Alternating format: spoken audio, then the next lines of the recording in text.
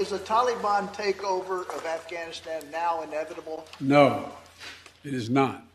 Mr. President, thank you very much. Your own intelligence community has assessed that the Afghan government will likely collapse. That is not true. Can you please clarify what they have told you about whether that will happen or not? That is not true. They did not reach that conclusion. Do you see any parallels between this withdrawal and what happened in Vietnam, with some people feeling? None whatsoever. Zero. What you had entire brigades breaking through the gates of our embassy. 6, if I'm not mistaken. The Taliban is not the North Vietnamese army. They're not remotely comparable in terms of capability. There's going to be no circumstance where you see people being lifted off the roof of a embassy of the United States from Afghanistan. It is not at all comparable. So the question now is, where do they go from here? That the jury is still out. But the likelihood there's going to be the Taliban overrunning everything and owning the whole country is highly unlikely.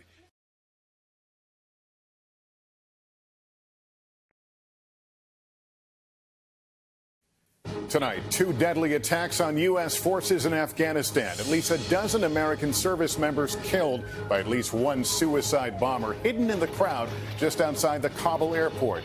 Many more Afghans among the dead.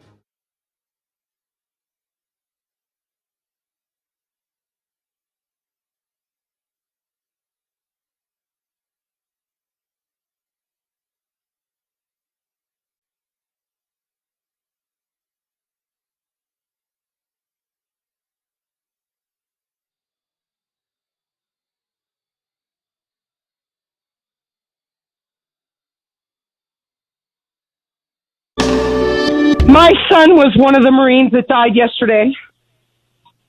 And to listen to that. Sorry, I'm on the radio. No. Go ahead. My son was one of the Marines that died yesterday. 20 years and 6 months old. Getting ready to come home from Jordan to be with his wife to watch the birth of his son. And that feckless, dementia-ridden piece of crap just sent my son to die. I woke up at 4 o'clock this morning to Marines at my door telling me my son was dead. So, to have her on right before me and listen to that piece of crap talk about diplomatic with freaking Taliban terrorists who just blew up my son and know nothing, to not say anything about, oh my God, I'm so sorry for the families. So my son is gone, and I just want all you Democrats who cheated in the election or who voted for him legitimately, you just killed my son. With a dementia-ridden piece of who doesn't even know he's in the White House, he still thinks he's a senator. So, I'm going to try and calm down. I'm sorry. 20-year-old Marine Corps Lance Corporal Riley McCollum was on his first deployment when he was killed in Kabul last week. Riley knew he wanted to be a Marine since he could walk, carrying around his rifle in his diapers. He got married earlier this year and leaves behind his wife, Gianna, who is pregnant and due to give birth to his first child in just 3 weeks. Here to honor Riley's memory is his dad, Jim, along with his sisters, Royce and Cheyenne. I know you met with the president. What was that like? I actually declined the meeting with the president. We went to a different room. When he came, we went to a separate room. I had no desire to meet with the president. Why? The way he has handled this, everything he's done, every step along the way has been absolutely backwards. And I don't understand the process of how they came to the decisions that they made. A high school kid could make better decisions than they've made in this. Royce and my dad chose to leave the room. I chose to stay with my brother's wife. She wanted the chance to look him in the eye and see if it was going to be a sincere conversation or apology. And I was able to stand about 15 seconds of his fake scripted apology, and I had to walk away. I heard he talked about his son, and he talked about the service. What made you feel like it was fake? He would not look us in the eye. There was not an ounce of sympathy looking at his face. It was he tapped her on the knee and said, "I know what you're going through. I lost my son." It was more about his son. My son wasn't mentioned. It was his son and about him, and nothing to do with the 13. He actually, I forgot what I was going to say. Yeah, he stayed with Riley's wife after I walked away for maybe a minute more. He talked to every other family for about 10 minutes, if not more, and we got maybe 3 tops.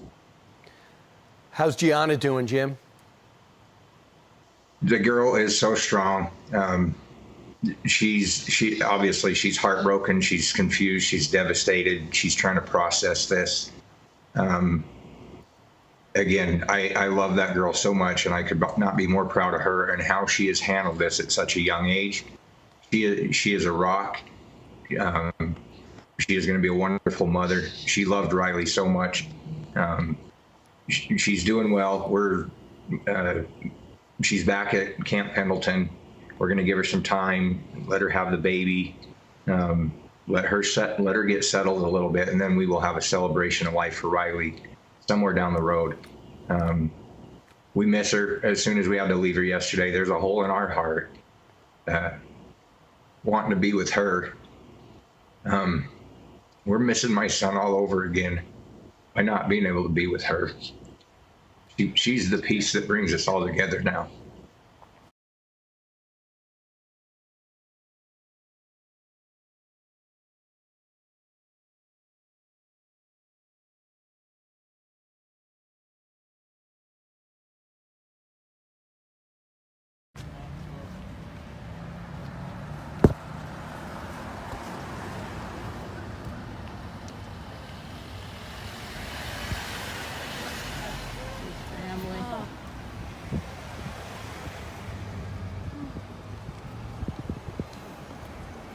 Riley's family.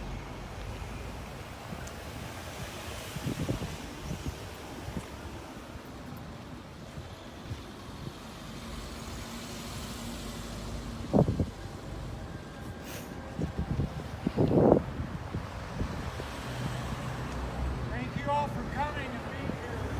Riley's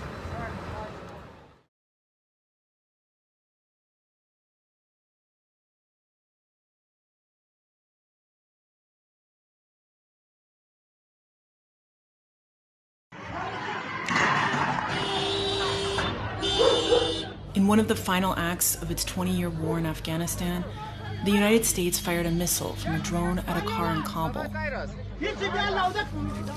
It was parked in the courtyard of a home, and the explosion killed 10 people, including 43-year-old Zamarai Ahmadi and 7 children. We followed, and it was a righteous strike.